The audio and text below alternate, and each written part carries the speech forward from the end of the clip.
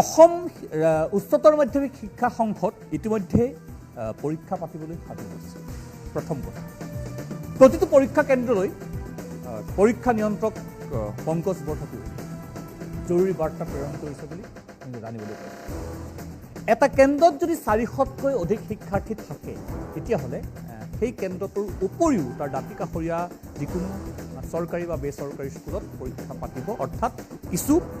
বহলাই ল'ব গোটেই প্ৰক্ৰিয়াটো। জুলাই বা আগষ্টত, জুলাই শেষৰ ফালে বা আগষ্টৰ প্ৰথমতেই পৰীক্ষা পতাৰ ইংগিত প্ৰদান কৰিছে শিক্ষামন্ত্ৰী আৰু শিক্ষা সংসদ। এইখিনিত এটা ডাঙৰ প্ৰশ্ন হৈছে, যিটো প্ৰশ্নক লৈ নতুন দিল্লীস্থ সদৌ অসমীয়া ছাত্ৰ সন্থাই প্ৰতিক্ৰিয়া প্ৰকাশ কৰিছে যে বহিৰাজ্যত, বিশেষকৈ দিল্লী বিশ্ববিদ্যালয়ৰ পৰা যদি কোনোবাই স্নাতক পৰীক্ষাৰ্থী বা স্নাতক শাখাত নামভৰ্তি কৰিব খোজে তেন্তে জুলাইৰ ভিতৰতে সেই প্ৰক্ৰিয়াটো সম্পূৰ্ণ কৰিব লাগিব বা হ'ব লাগিব। যিহেতু আগষ্টত আমাৰ পৰীক্ষা হ'বহে, ফলাফল কেতিয়া ওলাব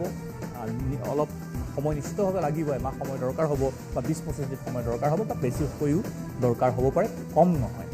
এনে প্ৰেক্ষাপটত ছাত্ৰ ছাত্ৰীসকলৰ সপোন হৈ ৰ'ব নেকি? নতুন দিল্লীত পঢ়াৰ, দিল্লী বিশ্ববিদ্যালয়ত পঢ়াৰ যিটো সপোন, সেই সপোনৰ পৰা অসমৰ ছাত্ৰ ছাত্ৰীসকল বঞ্চিত হ'ব নেকি? পৰীক্ষা কেতিয়া হ'ব, কেনেকৈ হ'ব আৰু কেইটা বিষয়ৰ হ'ব, আৰু হোৱাৰ পিছত সেই ফলাফলক লৈ কি ধৰণে আশা কৰিব পাৰিব? প্ৰাঞ্জল বৰা,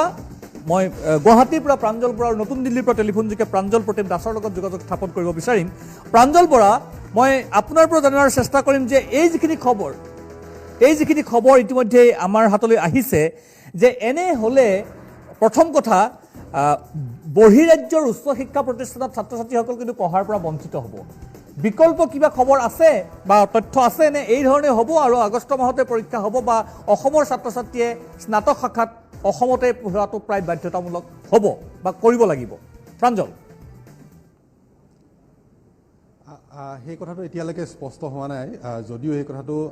কোৱা হৈছে, কিন্তু আজি মুখ্যমন্ত্ৰীৰ যিখন সংবাদমেল আছে, মুখ্যমন্ত্ৰীয়ে হয়তো এই কথাটোত সম্পূৰ্ণৰূপে স্পষ্ট কৰি দিয়াৰ সম্ভাৱনা আছে। এতিয়া প্ৰসংগটো হ'ল পৰীক্ষা জুলাই বা আগষ্টত, জুলাই লাষ্টৰ পৰা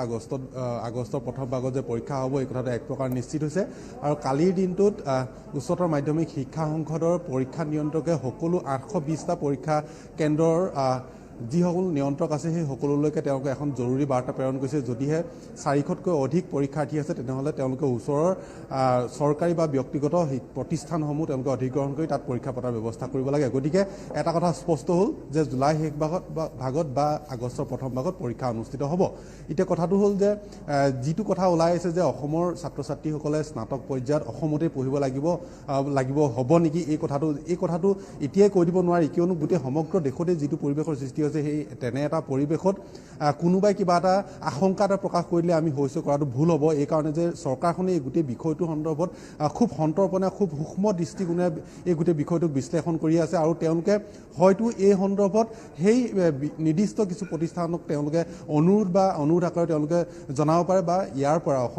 অসম চৰকাৰৰ পৰা কেন্দ্ৰীয় শিক্ষা বিভাগলৈ বা কেন্দ্ৰীয় মানৱ সম্পদ উন্নয়ন মন্ত্ৰালয়লৈ তেওঁলোকে এখন পত্ৰ প্ৰেৰণ কৰিব পাৰে যে এনেধৰণৰ এটা সমস্যাৰ সৃষ্টি হ'লে অসমৰ ল'ৰা ছোৱালীখিনি বঞ্চিত হ'ব, গতিকে আপোনালোকে অসমৰ ক্ষেত্ৰত কিবা এটা সিদ্ধান্ত ল'ব লাগে। গতিকে এই মুহূৰ্তত পোনপটীয়াকৈ কৈ দিব নোৱাৰি যে অসমৰ ছাত্ৰ ছাত্ৰীসকল কিন্তু বঞ্চিত হ'ব পাৰে বুলি, যিহেতু প্ৰাঞ্জল কেৱল অসমেই নহয়, তেনেকুৱা এটা নীতিৰ কথা আমি আশা কৰিব পাৰোঁ। কাৰণ কেৱল অসমেই নহয়, অসমৰ লগতে ত্ৰিপুৰা, মোৰ যদি ভুল হোৱা নাই, ত্ৰিপুৰা, আপোনাৰ অন্ধ্ৰপ্ৰদেশ, আপোনাৰ তেলেংগানা, আপোনাৰ পাঞ্জাৱ, এই ৰাজ্যকেইখনেও কিন্তু বিশেষকৈ উচ্চতৰ মাধ্যমিক পৰীক্ষা বাতিল কৰা নাই। গতিকে অসমকে ধৰি অন্ততঃ আটাইকেইখন ৰাজ্যক লৈ এটা সুকীয়া নীতি আপুনি কোৱাৰ দৰে আমি আশা কৰিব পাৰোঁ নেকি? স্বাভাৱিকতে তেনেধৰণৰ এটা সুকীয়া নীতি আশা কৰিব পৰা যায়, কিয়নো অকল অসমতে নহয় সমগ্ৰ দেশৰ কাৰণে প্ৰত্যেকখন ৰাজ্যৰ শিক্ষা বিভাগৰ পৰা তেনেধৰণৰ এটা নীতি যোৱাৰ সম্ভাৱনা নথকা নহয়। গতিকে সকলোৱে এই বিষয়টোত গুৰুত্ব দিব আৰু তেনেদৰে তেওঁলোকে আগবাঢ়ি যোৱাৰ সম্ভাৱনা আছে এই মুহূৰ্তত। প্ৰাঞ্জল, মই আৰু এটা কথা, আপুনি যিহেতু কিছু সময়ৰ পিছতে, ঠিক আধা ঘণ্টাৰ পিছতেই মুখ্যমন্ত্ৰী ডক্টৰ হিমন্ত বিশ্ব শৰ্মাৰ সংবাদমেল আয়োজন হ'ব, আপুনি এই প্ৰশ্নকেইটা স্পেচিফিক সুধিব, কাৰণ অসম চৰকাৰৰ প্ৰতি বা শিক্ষা সংসদৰ প্ৰতি, বিশেষকৈ অসম চৰকাৰৰ প্ৰতি, মুখ্যমন্ত্ৰীৰ প্ৰতি সদৌ অসমীয়া ছাত্ৰ সন্থাই আহ্বান জনাইছে যে কিবা এটা আপোনালোকে কৰক যাতে ছাত্ৰ ছাত্ৰীসকল বঞ্চিত নহওক। কাৰণ সাধাৰণতে সচৰাচৰ আমি জুলাই মাহতেই গোটেই প্ৰক্ৰিয়াটো শেষ হোৱাটো আমি দেখিবলৈ পাওঁ। গতিকে মই আপোনাক অনুৰোধ জনাম, আপুনি অকণমান লাইনত থাকক, মই পুনৰ প্ৰাঞ্জল প্ৰতিম দাসৰ লগত অকণমান কথা পাতি আপোনাৰ ওচৰলৈ আহিম শেষত। প্ৰাঞ্জল দাস, মই ইতিমধ্যে সদৌ অসমীয়া ছাত্ৰ সন্থা আছাদে আহ্বান জনাইছে যে অসম চৰকাৰৰ প্ৰতি যে যেহেতু জুলাই মাহতে দিল্লী বিশ্ববিদ্যালয়ৰ সমগ্ৰ পৰীক্ষা নামভৰ্তি প্ৰক্ৰিয়াটো শেষ হয় মই প্ৰাঞ্জল দাসৰ লগত ফোন সংযোগ বিচ্ছিন্ন হৈছে পুনৰ প্ৰাঞ্জল বৰাৰ ওচৰলৈ অহাৰ চেষ্টা কৰিম প্ৰাঞ্জল বৰা মই পুনৰ আপোনাৰ ওচৰলৈ আহিছোঁ যে কাউন্সিলক লৈ আমি কথাখিনি পাইছোঁ বা কাউন্সিলৰ পৰীক্ষা নিয়ন্ত্ৰক পংকজ বৰঠাকুৰে ইতিমধ্যে বিভিন্ন জৰুৰী বাৰ্তা প্ৰেৰণ কৰিছে সেবাৰ কিবা খবৰ আছে নেকি সেবাৰ খবৰ একে ধৰণৰ আছে এতিয়ালৈকে কোনো তেওঁলোকে বিশেষ খবৰ ৰাজহুৱা কৰা নাই যদিও কিন্তু অহা 3 বা 4টা দিনৰ ভিতৰত মেট্ৰিক পৰীক্ষাৰ ক্ষেত্ৰত তেওঁলোকে কেনেধৰণৰ ব্যৱস্থা লৈছে এই কথাটো স্পষ্ট হৈ পৰিব হয়তো আজি মুখ্যমন্ত্ৰী হিমন্ত বিশ্ব শৰ্মাই পৰীক্ষাৰ সন্দৰ্ভতো কেইবাটাও গুৰুত্বপূৰ্ণ ঘোষণা কৰাৰ সম্ভাৱনা আছে কিয়নো পূৰ্বৰ যিখন বৈঠক হৈছিল সেই বৈঠকখনত কোৱা হৈছিল যে অহা 10টা দিনৰ ভিতৰত এসপ্তাহৰ পৰা 10টা দিনৰ ভিতৰত এই গোটেই প্ৰক্ৰিয়াটোৰ সন্দৰ্ভত মুখ্যমন্ত্ৰীৰ লগত আলোচনা কৰি গোটেই বিষয়টো ৰাজহুৱা কৰা হ'ব গতিকে স্বাভাৱিকতে আজি মুখ্যমন্ত্ৰীয়ে যিখন সংবাদমেল আয়োজন কৰিছে সেই সংবাদমেলখনত এই পৰীক্ষাৰ বিষয়টো আটাইতকৈ প্ৰাধান্য পোৱাৰ সম্ভাৱনা আছে আৰু তেওঁ এই বিষয়ত কিন্তু কিছু স্পষ্ট বাৰ্তা শিক্ষাৰ্থীসকললৈ দিয়াৰ এটা সম্ভাৱনা আছে আৰু কিয়নো বিগত সময়ছোৱাত এই গোটেই পৰীক্ষাটোক লৈ সমগ্ৰ অসমবাসীৰ দৃষ্টি নিবন্ধ হৈ আছিল আৰু